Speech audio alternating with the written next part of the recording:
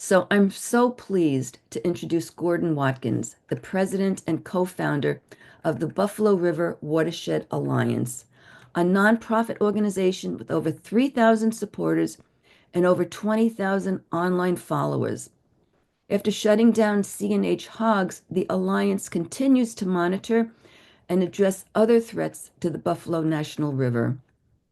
Gordon and his wife run an organic farm in the Ozark Mountains, and they operate a tourism business that caters to tourists visiting the Buffalo National River. So he knows firsthand how CAFO development impacts the region. When CAFO told me, when Gordon told me the entire story when we first talked, I have to tell you, it really made me feel happy and good to see this kind of a victory take place.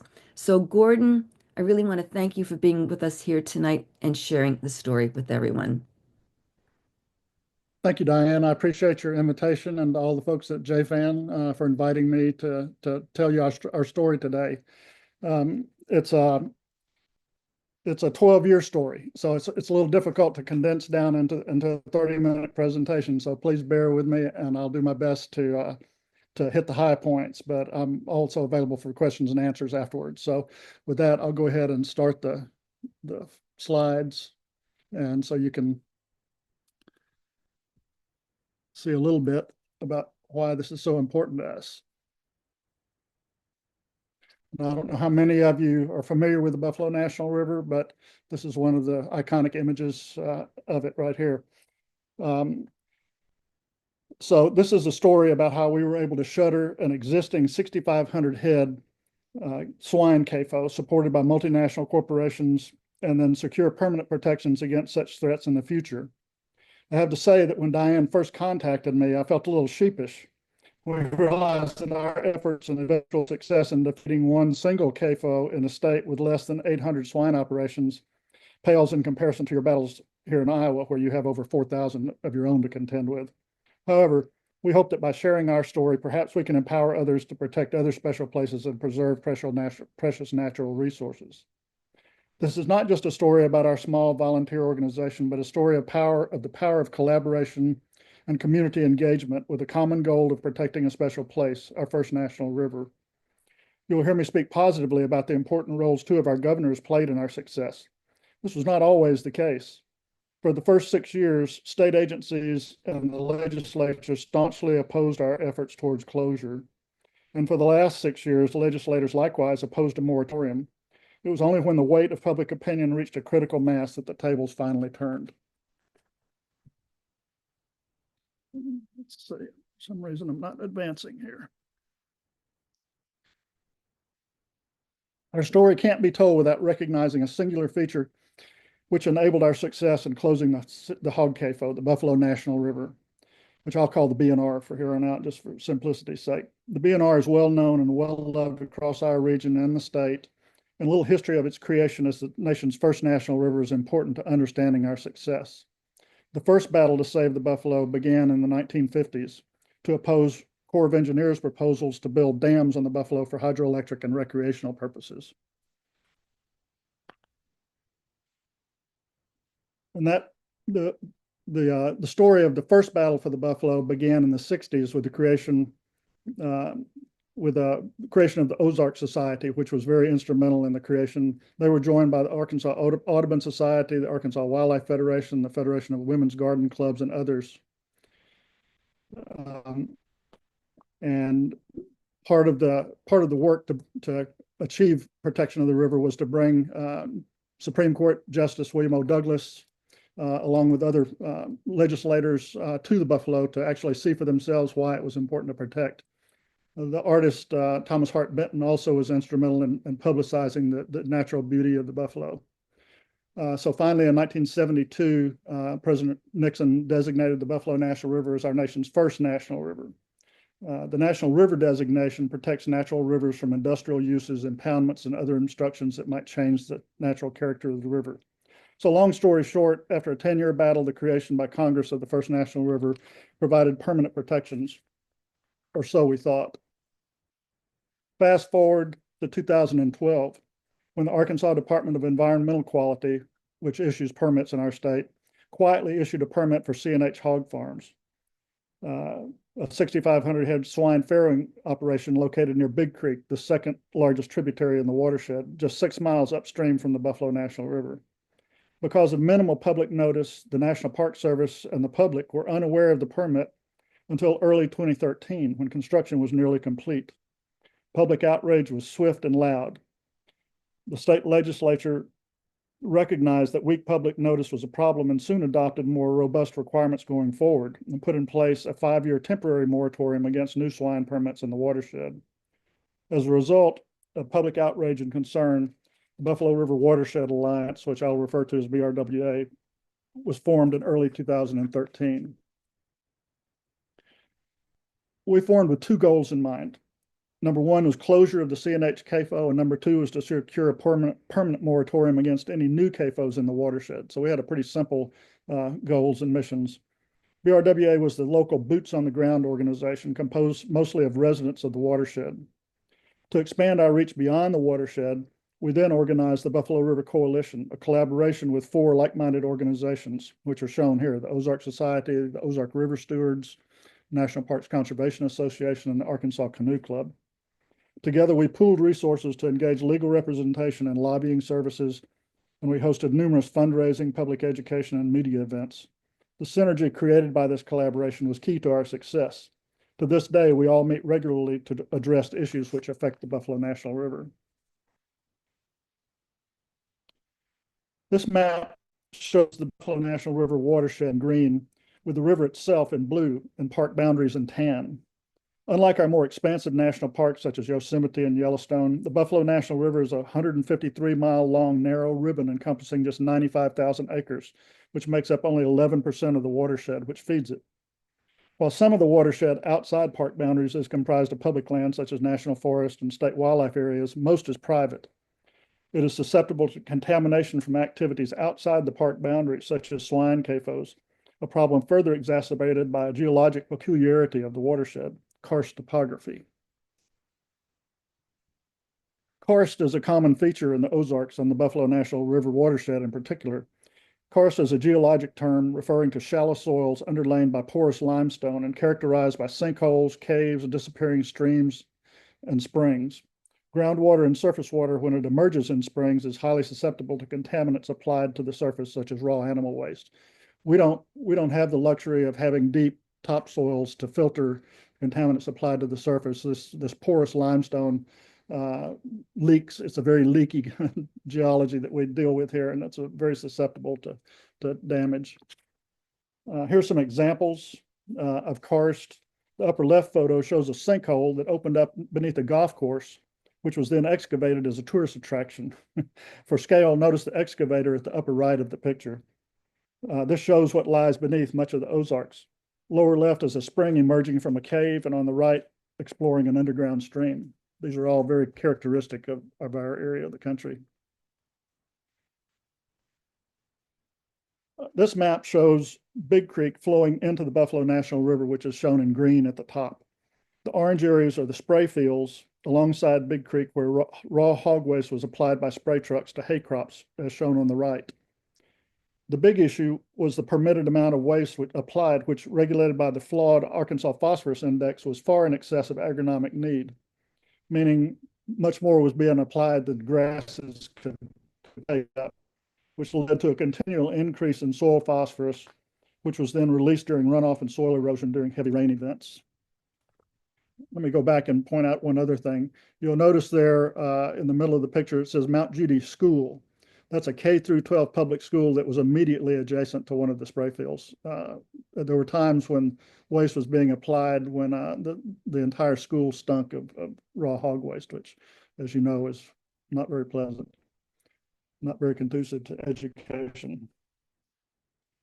So BRWA relied heavily on sound science to argue for closure of the CAFO. Because of heightened public concern over the potential for contamination of Big Creek and the BNR, monitoring and research was undertaken by several state and federal entities. BRWA began its own monitoring program, which continues today. We also participated in a peer-reviewed dye trace study by a noted hydrogeologist to determine susceptibility of the Buffalo River to surface contaminants in the watershed.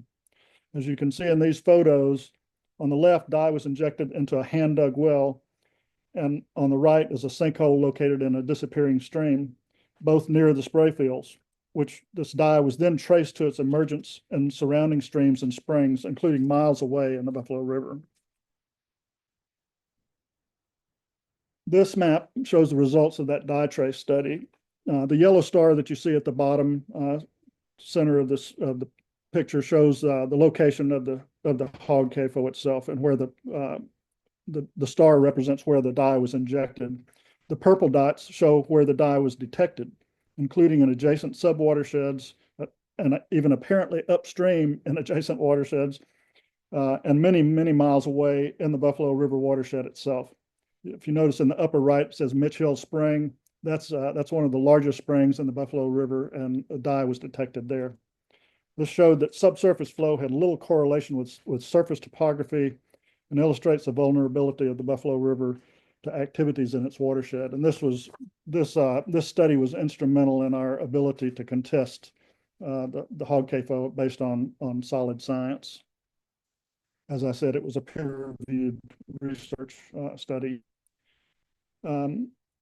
As mentioned, because of the controversial nature of the CAFO, numerous state and federal agencies, including the University of Arkansas, the Department of Environmental Quality, the USGS, the National Park Service, and the RWA, conducted regular and extensive water quality testing of the creek downstream from the CAFO.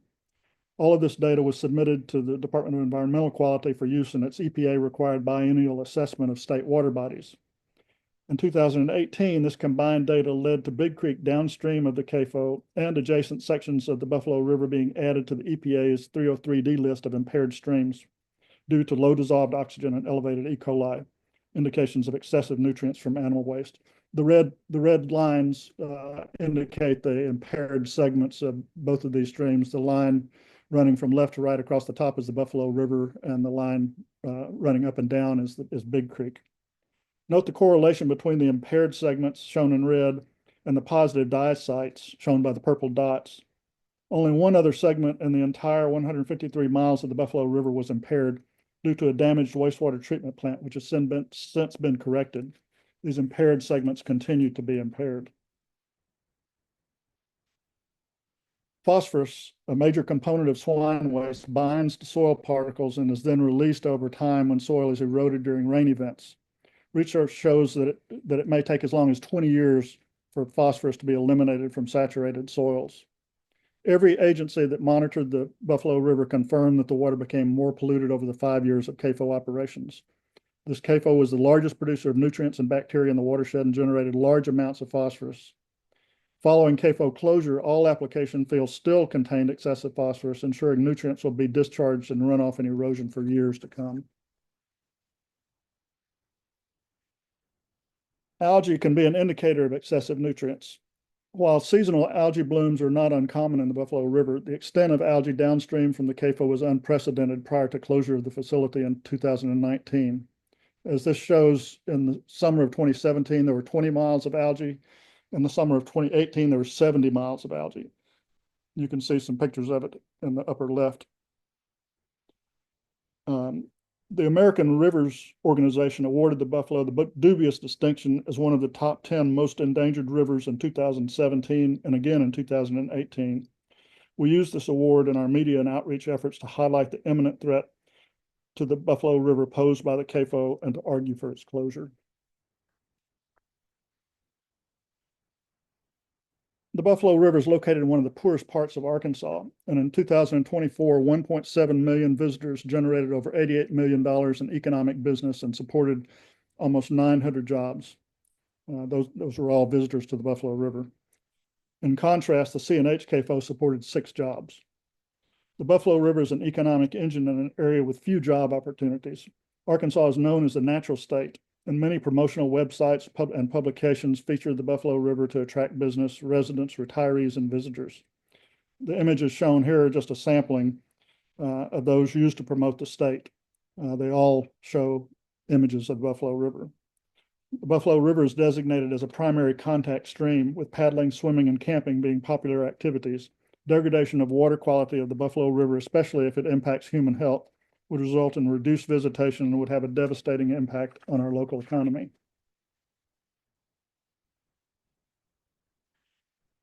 The Buffalo River is near and dear to the hearts of Arkansans and many across the nation. When the river was created in 1972, the musician Jimmy Driftwood called it Arkansas's gift to the nation, America's gift to the world. From the moment in early 2013 that the public became aware of the risk to the buffalo, opposition to the CAFO was galvanized. Public meetings, media engagement, protests, letter writing, and ultimately legislative action helped steer the rising tide of concern. Our success in this arena was due to carefully coordinated and thoughtfully executed campaigns on several fronts, including public education, coalition building, and legal, political, and legislative actions. You can see here on the upper left, that's Governor Asa Hutchinson signing a proclamation acknowledging the importance of the Buffalo River. And in the lower right was a public protest held on the banks of the Buffalo River.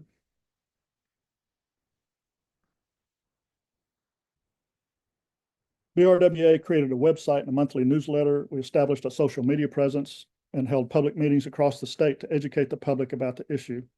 Proliferation of CAFOs was a concern, and we brought in Rick Dove and Larry Baldwin, both from the North Carolina Waterkeepers, for a 6-city whistle stop tour to alert the public to the devastating impacts of swine CAFOs in North Carolina. We sponsored letter writing campaigns to state leaders via house parties and farmers markets. We held gala events and film festivals and spoke to civic organizations across the state. We learned how to understand the cryptic permitting process, how to read nutrient management plans, and how to decipher the phosphorus index, allowing us to make persuasive and rational arguments for closure of the CAFO. As mentioned, in early 2013, BRW helped organize the Buffalo River Coalition to expand our influence beyond the watershed level. This informal coalition of like-minded organizations included the Ozark Society, Arkansas Canoe Club, the National Parks Conservation Association, and others. We meet regularly to this day to develop solutions to threats to the Buffalo River. In addition, we worked with other organizations across the state to expand our reach. These included the National Audubon Society, the Arkansas Wildlife Federation, the Backcountry Horsemen, and other watershed protection groups. The upper left photo shows the musical duo Still on the Hill. BRW administered a National Park Service grant for them to write and perform across the state an album of story songs about the buffalo. While there were no references specifically to CAFOs or to the controversy surrounding them, the tour nevertheless raised public awareness about the importance of protecting this priceless natural resource. In mid-2013, the coalition reached out to public interest law firm Earth Justice to explore legal options to close the C&H CAFO. Along with Earthrise, another law firm, they agreed to represent us in a successful challenge in federal court against the Farm Services Agency and the Small Business Administration for their lax environmental reviews when issuing loan guarantees for farm loans. Although it did not result in closure of C&H, it did strengthen environmental protections nationwide and got the attention of state agencies and decision makers. In addition, BRWA engaged state law firms for multiple administrative challenges of the C&H permits, culminating ultimately in the denial of a renewal permit in 2018 and closure in 2019. From our earliest efforts to close C&H, our most formidable foe was Arkansas Farm Bureau. They, along with the Arkansas Pork Producers Association, supported first by Cargill and later by JBS, made C&H their poster child for right to farm and property rights issues, and they threw their considerable weight behind discrediting our work. We fought their onslaught with hard science and fact-based persuasive arguments, and we were careful not to use their tactics of personal attacks and fear-mongering. Many letter-writing events ensured that our concerns were heard by decision makers and kept the issue alive. We made innumerable treks to Little Rock to meet with legislators and agency heads. Because in 2012, the initial C&H permit was issued quietly and received no public comments, we were denied the ability to challenge the permit as a whole until it came up for renewal after 5 years. But until that time, we used every opening to challenge every proposed modification or other opportunity to challenge the permit. On many occasions, we used legal representation as well as public comments to share our concerns with the Pollution Control and Ecology Commission, the regulatory body responsible for developing permitting rules and regulations in Arkansas. These challenges not only provided us with legal standing to further challenge in court should it become necessary, they also provided an opportunity for press releases and media attention. Once the permit was due for renewal, we used every tool available to challenge all aspects of the permit, and in doing so, we proved that the original permit did not meet statutory requirements. Specifically, it did not meet federal guidance regarding karst sites. Had the Department of Environmental Quality properly enforced this guidance, the applicant would have been required to seek a different site. Our arguments proved persuasive and resulted in the state denying C&H a new operating permit. With the state acknowledging its mistake and issuing the original permit, this set the stage for a negotiated closure of the facility. In January of 2018, our coalition engaged a lobbying firm to provide more access and influence over agencies, the governor, and the state legislature. This enabled us to address legislators and their committee meetings. We hosted legislative committee meetings in the watershed, and we organized a float trip on the Buffalo for members of the legislature and agency heads. In the upper left photo, you'll see that raft has the head of the agriculture department, as well as two very important legislators. These efforts paid off when in June of 2019, the governor announced closure of the C&H facility. Governor Asa Hutchinson, who took office in 2014 after the CAFO was operational and served throughout the C&H controversy, stated publicly that he had received more letters and calls seeking closure of C&H than any other issue during his two terms of office. In 2019, when C&H was backed into a corner by denial of a new permit, Governor Hutchinson, realizing the state had made an error when issuing the initial permit in 2012, stepped in and negotiated a $6.2 million buyout of the facility and placed a conservation easement on the property to prevent its reopening. In addition, he directed his state agencies to initiate a rulemaking to prohibit any future swine CAFO permits in the Buffalo River watershed. However, Arkansas requires any new or revised regulations to be approved by the legislature. Under the persuasive influence of the Farm Bureau in 2019, the legislature refused to approve a moratorium. The battle continued. When Governor Hutchinson's final term expired in 2022, with the moratorium still in limbo, he was replaced by Sarah Huckabee Sanders. One of her top priorities was to make Arkansas the outdoor recreation capital of the United States, highlighting rock climbing, mountain biking, and of course, canoeing and kayaking. The Buffalo National River is the state's icon of outdoor education, and it was vulnerable to a repeat of the C&H debacle due to a lack of permanent protections. When Farm Bureau attempted to preempt legislative action on a moratorium by introducing legislation in 2025 to prohibit watershed-based permit moratoriums, Governor Sanders stepped in to exert her considerable influence, and the bill was amended to carve out a permanent moratorium for the Buffalo River. Swine CAFOs will no longer threaten the Buffalo National River. While we were relieved that the C&H facility was closed and the Buffalo is free from the threats of future hog CAFOs, we realize that there will always be new threats on the horizon. Eternal vigilance is the price we pay to protect our special places. The Buffalo is no exception. Thank you, and after presentations, I'll be happy to take any questions you might have. I'll hand it back to Diane. Thank you, Gordon. That's quite a story. And it really strikes me how there were so many aspects of this effort to get this closed. And it sounded like it took a lot of people working over a period of time, a lot of time to really make this happen. Um, you know, I'm just curious before I just want to just do a follow-up question with you right now.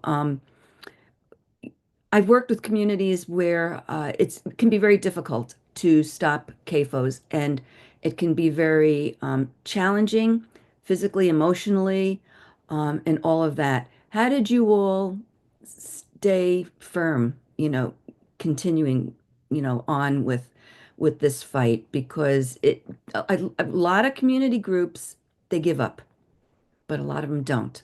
So what was it about your organizing your group that really allowed it to go to the finish line with this? Well, yeah, that's a good question. And I should mention that we have a very committed board of directors. Over the years, it has rotated. Numerous people have rotated in and out of our board. We have a tremendous base of supporters that stood with us every step of the way. And I think what kept us going was there were points of success along the way, and those moments of success, even though they were small at times, they kept us energized to continue on. And as you said in your opening remarks, uh, persistence and patience are important. At the end of the day, you've got to stick with it. And I think a lot of our opponents assumed that we would burn out and fade away and fall by the wayside. And we were intent that that was not going to happen. And so we took steps to make sure that we could continue that fight. And it was because of the numerous people who had our backs along the way. Yeah, it's a great story. And yes, persistence is a very big part of it, and people working together and sticking, and the publicity is a very big part of a win like that. So I really congratulate you all for what you did. It's a big deal. You Thank know, you. the I should mention one thing that I didn't mention in here is that we had a reporter with our statewide newspaper who was a nephew of Congressman John Paul Hammerschmidt, who was responsible for the creation of the Buffalo River back in 1972. And Hmm, he's an opinion writer, and he made this his special cause. And so for 10 years or more, he recently passed away, unfortunately, but for 10 years or more, he kept us alive in our statewide newspaper. So that was a critical importance. excellent. Very good. Well, thank you so much. Thank you for sharing that story, and I'm sure there'll be a lot of questions when we get to that point.